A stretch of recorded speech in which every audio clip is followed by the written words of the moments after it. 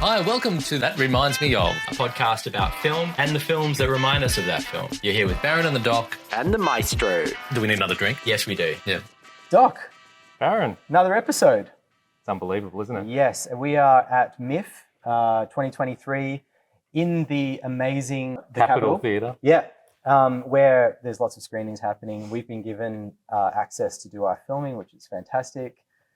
Thank you to RMIT for that. We are here today with one of the producers of a film that we saw last night called Late Night with the Devil, Adam. Hello. So, Adam White. Yes, Kim Logan. I think we've met before, haven't we? We have. I'm sure we have. We have. It was About 1989. No, I would have said 89. Okay, late 80s. Is it 89 or 88? So late 80s. Late A 80s. long time ago. Yeah. Long time ago. Yeah. And we have been in ridiculously close orbit ever since. Yeah. So, You haven't been able to get rid of me, basically. No, so you've now even infiltrated our podcast. Yeah, my fault. Yeah. But in this case, it's a good thing because we did see Late Night with the Devil last night. I'm so sorry. And it was a ripper. We loved it. So we want to talk about the film with you today and also talk about what it reminded us of. Okay. Totally. And I got to say, last night, that filming was over at the Forum, and I think it holds around 600 people in there. It was packed. Like, there was not a spare seat in the cinema. The crowd was so engaged. It was great. It was laughing the whole way through at the right moments. There was shock at the right moments. At the end, there was a huge ovation that went for a very long time. So, crowd pleaser. I would say what you have on your hand is a crowd pleaser, and it's great to see in that way. Well, it's nice to hear.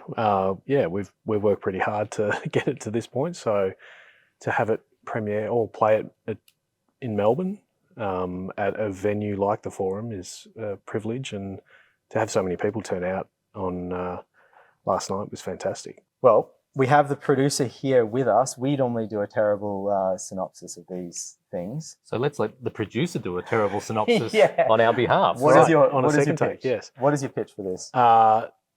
Late night talk show in 1977 goes horribly wrong when they decide to commune with the devil. Fantastic. What you're getting is very much a very sort of realistic, you would almost say mockumentary style, like reenactment of like what one of these shows, these late night shows would be like, looking and feeling in the way that it would back in the 70s. The way it's shot, the sound mix, all of these elements really just make you feel like when you're sitting back here in the seats, like you're actually in the seats of the show itself, watching events unravel. Yeah, and the way the production methodology was probably assisted us in a lot of ways, because we did shoot it as if it was a late night talk show. We had 3 cameras, pedestal cameras, and basically we played the drama played out as if it was being recorded live to tape and then live broadcast as well. So I think that helped us. We were switching on set as well, so we're basically kind of doing a rough edit as we were recording. And then there are obviously some other elements in with the ad breaks and stuff like that, where a documentary crew kind of takes over and captures what we would call behind the scenes of, and reveals more about our characters rather than the facade of who they are on a late night talk show. It's the reality of who they are as human beings. Speaking of human beings, like the cast was pretty astounding, led by the amazing David Dastmalchian. Yeah. David is amazing. Like he is a big fan of horror films and also loves late night regional TV. And Cameron Cairnes, one of the directors, suggested him after reading some of his articles that he'd written in Fangoria. And one of our American producers, Roy Lee, when the name was suggested, David Dastmalchian, he said, "Oh, I know David." And so it just seemed to steamroll from there. Like once David had the script and you saw, we put together what we call a lookbook, but more in the guise of a TV guide from 1977. So we would have crosswords, we would have articles, we would have what's coming up on TV that week, but embed the world building of Night Owls, which is the late night talk show that the film is about, as part of that TV guide. And that and a little teaser that we made, which was like 1 minute or 90 seconds, caught the attention of Roy Lee and our other financiers, Image Nation Abu Dhabi. So it was, pretty amazing that kind of collateral helped with the script. Like the script was already great, but it also helped to sell it to other people. The level of detail within this film is pretty ridiculous. Like there's a lot there, and because it is basically dropping you in the middle of this show, the recordings of this show.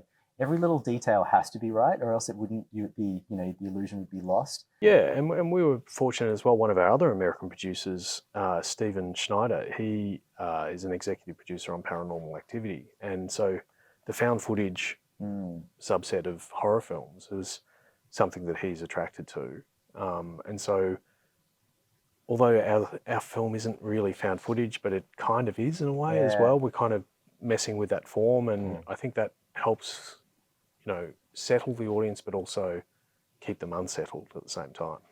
I actually found myself through the film getting tense, just sitting on the edge of my seat, because it had that feeling of a live production unraveling in front of you, even though I knew clearly it wasn't. Like, I knew that this was a thing that'd been put together from a script. You still get sucked in, and I found myself just wondering what's going to happen next, and just getting tense, physically tense. Yeah, I mean that's great to hear, because you want the audience to the tension to build with them as much as the characters at the same time. And if that does happen for your audience, then they're going to get just as much of a thrill and payoff at the end when revelations kind of unfold. We haven't really talked about probably enough about the crew and cast, but we've got the film was written and directed by Cameron and Colin Cairnes, who people might remember from 100 Bloody Acres as like one of their previous big successes. Which was a MIFF Premier Fund film back in 2011 or 12. Probably didn't get the box office success that it deserved, but it laid a foundation for future films for the brothers to make. And sometimes you've got to make a couple of films to get to this point. So 100 Bloody Acres, I rewatched that like a couple of nights ago because I loved it initially. But what really struck me again was the world building. Yeah. Right from the outset, it's set in the outback. You get all these little details about, the signs on the road. The sense of place is completely, in your face. The brothers have this little business, and little details of their business, including their jingle, and you really feel like you're in there. And I just think that craft they have to be able to create a world is even better executed in Late Night with the Devil.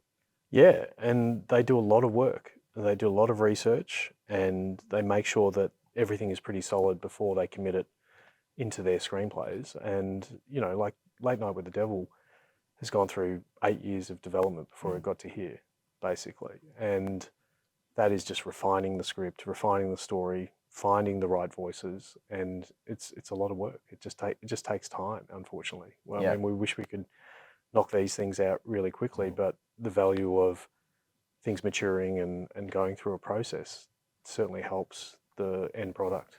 Yeah, don't we know it? It's a never-ending story for filmmakers, isn't it? That's right. Yeah. That's right. So at a certain point in our show, we always talk about the films that we were reminded of while we were watching the film. Yep. Thus the title of the show.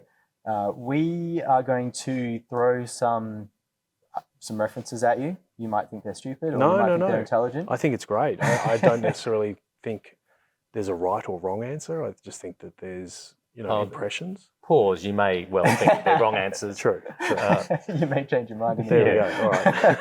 But we're going to ask you for some references as well. Sure.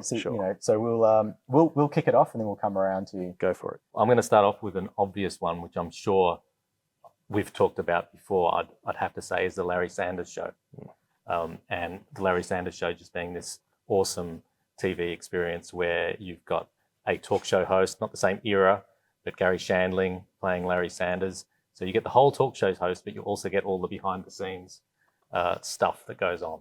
And that's where part of the fun is. And this seemed to take from that playbook quite a bit in a really cool, twisty way. Yeah, and that's something I remember Roy Lee, one of our producers who I've mentioned before, he mentions that in a interview with maybe or a podcast or something like that, where he said, what if Larry Sanders invited someone on so that they could perform an exorcism? Huh. And it's like, yeah, that's a pretty good pitch. It's a great pitch. Yeah, you just got to know what the Larry Sanders show is. Yeah, which I honestly didn't know before today. So there you go. Needs something I need to go watch.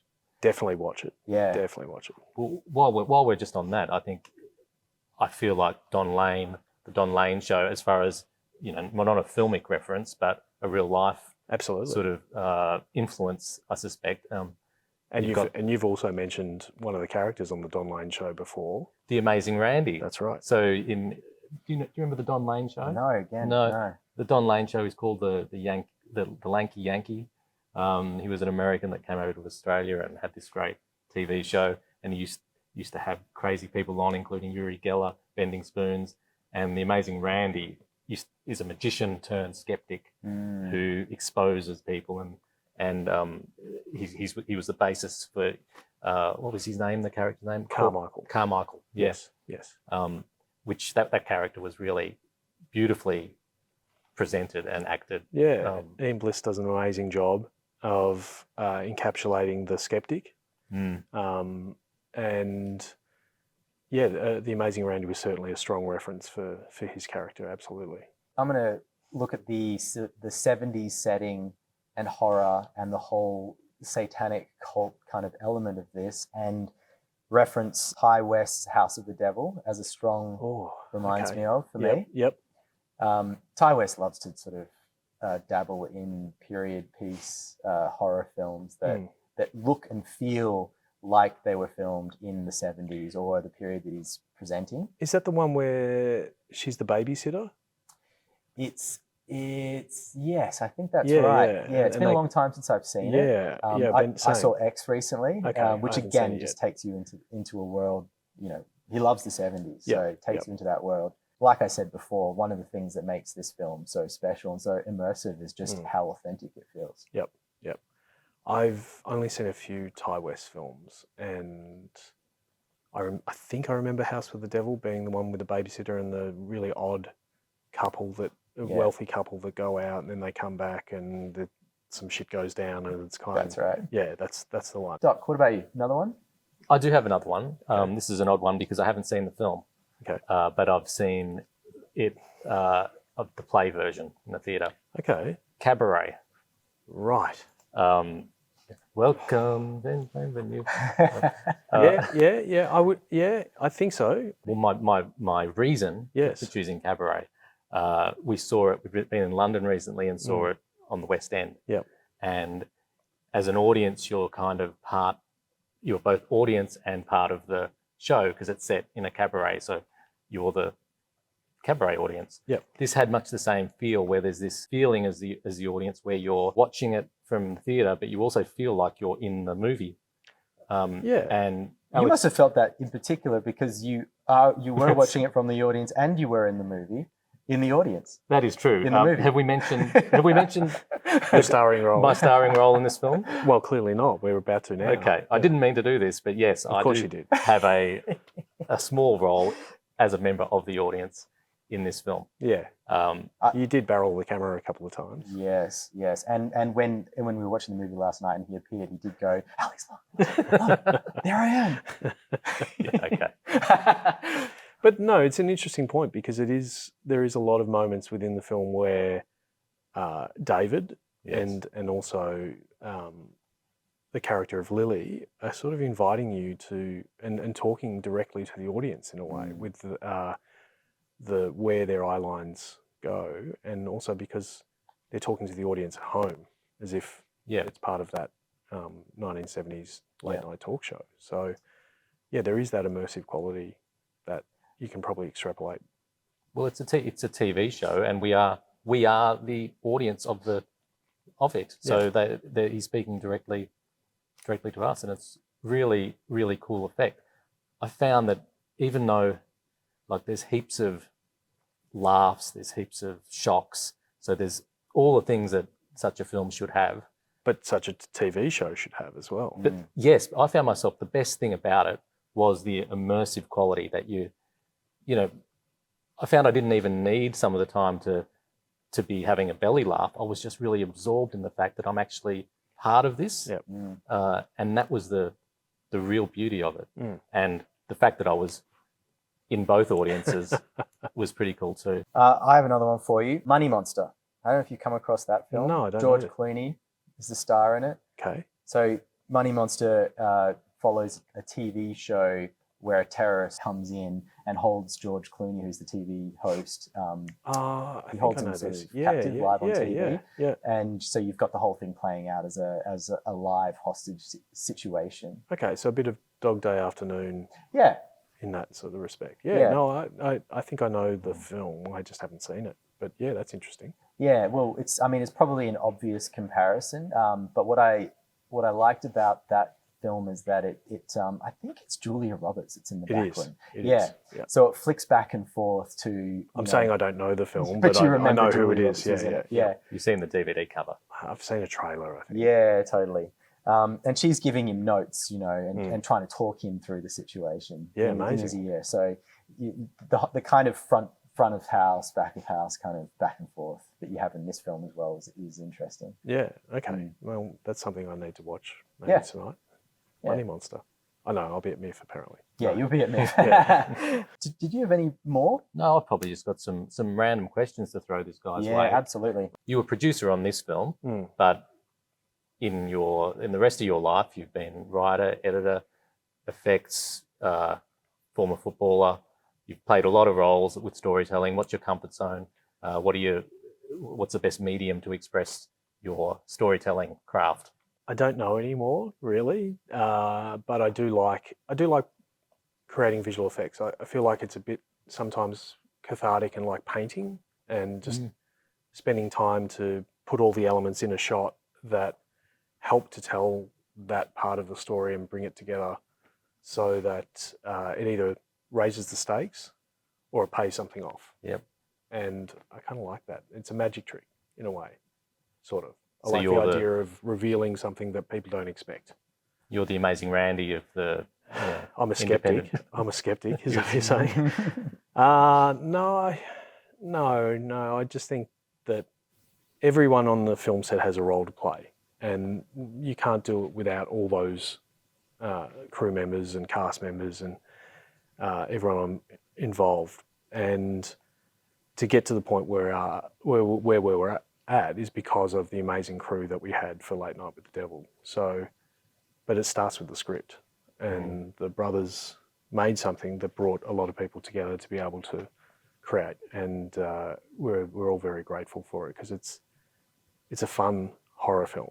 That's how I describe it to a lot of people, because a lot of people, when you say to them it's a horror film, they get a bit, oh God, I don't like horror. It's like, no, just relax. It's a fun horror film, and it's not all blood and guts and slashes and all that sort of stuff. It's just, like you said, building tension, and that can just be as horrific as all the killings that happen in a lot of other films as well. As a producer, what are you looking for in a project or in a director when you're taking a project on? I feel I'm pretty green as a producer, and I'm not really a producer type. My business partner's really good at managing budgets and putting all the elements together to get things off the ground, but we also both have a love of good stories, and I don't think there's any specific thing that you could say, well, your story has to be like this, or your script has to be like this. It just needs, if it reads well and we're attracted to it, that's what we're going to commit to. And everyone's got a different perspective on things. So we might like one script, but other people just go, no, I could not see that being made. And that's what happens in the film business all the time. Like it's opinion based. Yeah. So it's hard to know. It's hard to know how to answer that. Yeah, I know. exactly, It's a funny question. No, Although- it's a good question, but it's hard to answer. That's all. Yeah, because it's obviously, something that we all have our own subjective opinion Yeah. about when it comes to taste and Yep. what sort of films we think are going to go well and be Yeah. popular. But I guess, do you have a genre? Is there something you're particularly attracted to? Yeah, I mean, I do like horror films. I've always been attracted to science fiction as well. And when I say science fiction, like I think Get Out is a science fiction film. Like to me, that's a great example of great science fiction. Absolutely. Invasion of the Body Snatchers is one of my favourite films. Empire Strikes Back is one of my favourite films. But I also love films like Blue Velvet. And David Lynch is a anomaly and just a really interesting filmmaker. But, it's not the type of film I could make because I don't tap into those kind of darker recesses that he obviously does. But yeah, good science fiction, horror. I like the genres basically. No, I'm not. I don't think I'd be very good with coming of age stories or anything like that.